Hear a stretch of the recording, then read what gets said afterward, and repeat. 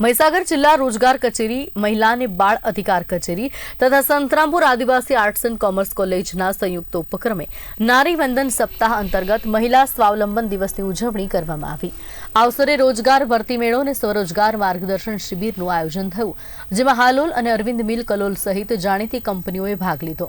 આ શિબિરમાં 310 જેટલી મહિલાઓએ હાજરી આપી, જે મહિલાઓના સશક્તિકરણ તરફ સકારાત્મક પગલું ગણાયું।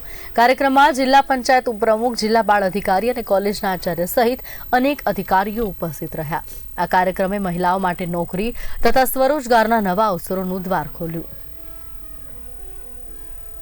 આજરોજ મહીસાગર જિલ્લા ખાતે નારી વંદન સપ્તાહમાં મહિલા સ્વાવલંબન દિવસ નિમિત્તે મહિલા ઉમેદવાર માટે રોજગાર ભરતી મેળો અને સ્વરોજગાર માર્ગદર્શન શિબિરનું આયોજન આદિવાસી આર્ટ્સ એન્ડ કોમર્સ કોલેજ ખાતે સંતરામપુર ખાતે કરવામાં આવ્યું અને આજે એમજી મોટર્સ તથા અન્ય વિવિધ જે નોકરીદાતાઓ છે તે ઉપસ્થિત રહેલા છે અને મહિલા ઉમેદવારો જે છે